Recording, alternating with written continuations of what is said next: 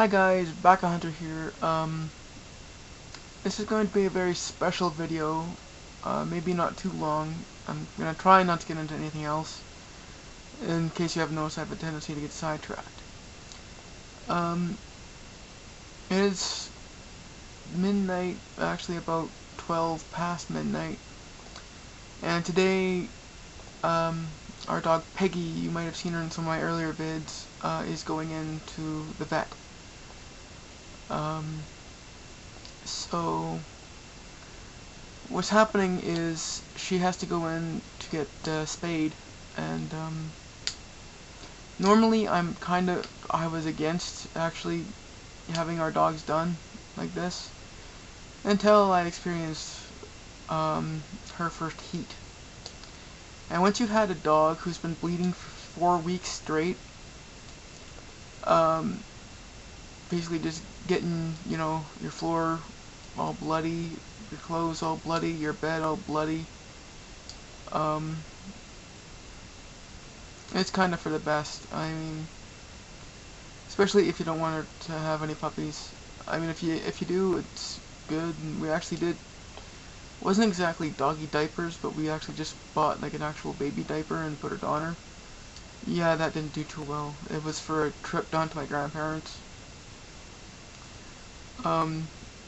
It was working kind of well until she decided to use the diaper for its intended purpose, and sat down on my cousin and ended up getting poop all over his leg. Yeah, it was not very good.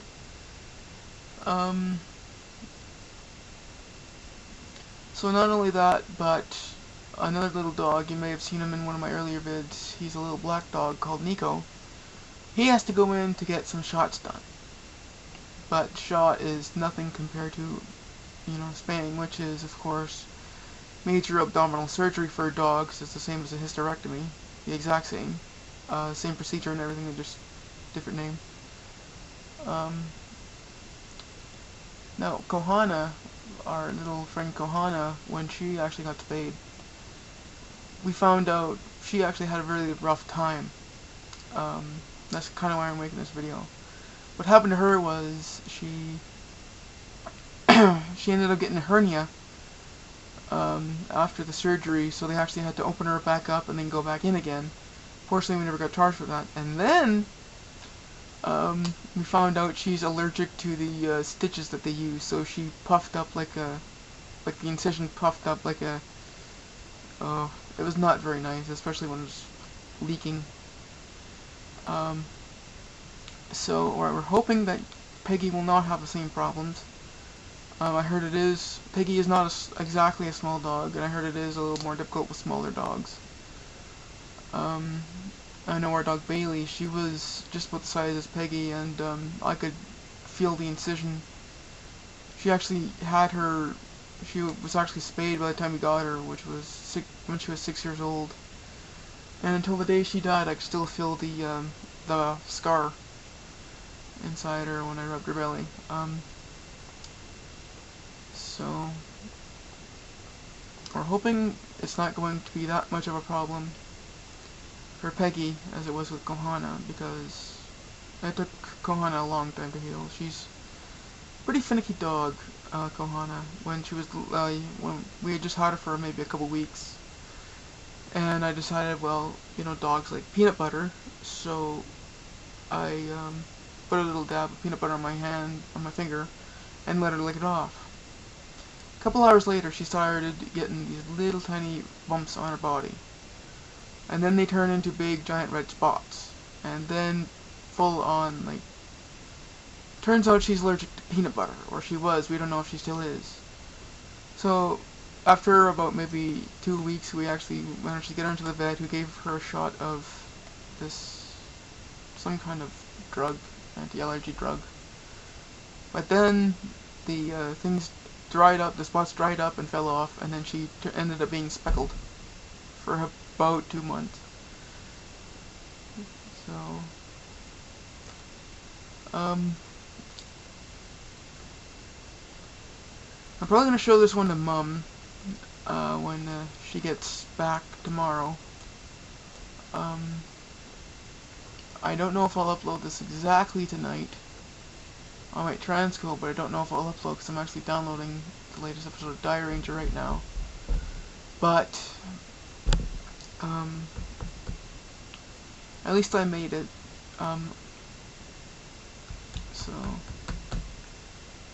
So on to the actual thing. Gumbride Peggy! Or no, Gumbride Peggy. Yes, that means good luck. Or you can do it. Please don't die on me. We've only known each other for a short time. I got you the same day I got my new laptop. So please don't die on me. You've made my life a little more interesting these past few days. These past couple months. I will report on how she does, and if something bad, you know, God's forbid, does happen, I will do a little memoriam, although pray you don't see that. I don't know, it's usually, you know, not very life-threatening, but, you know, things can happen. There could be a problem with the anesthesia. She could get a hernia and end up bleeding out. So I'm not exactly 100%, you know, nonchalant about this. There are some apprehension.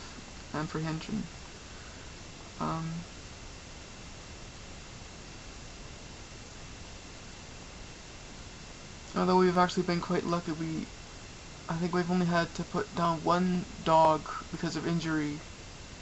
The others have all died from old age, and the one dog, Tasha, she accidentally got ran over by a relative and had her leg broke in 3 places, her hind leg. And so far she's the only dog we've never actually buried out here.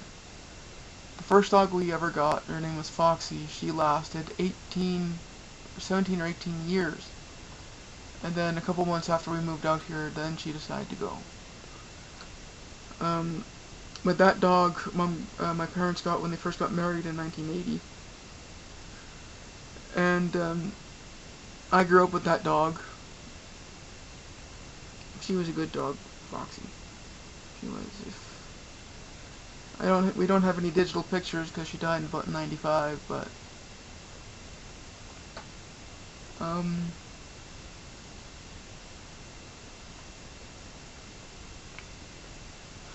yeah.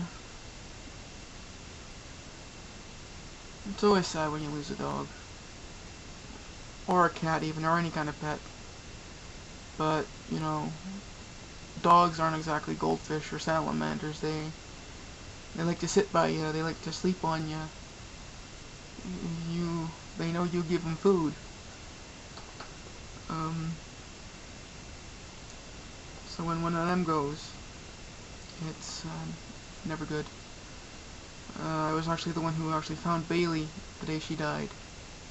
It was really shocking, really, because I had that morning I had gotten up and she was just the same as she was the past few days, a little you know, out of breath, but still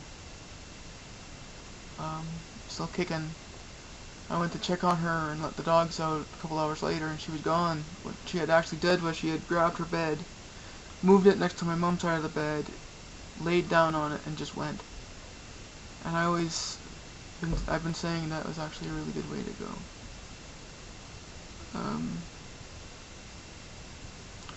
Actually, I think I might just break this into a 2-parter because I've just been talking for 10 minutes. So, we're going to take a break for a minute and then we'll start on the next bit.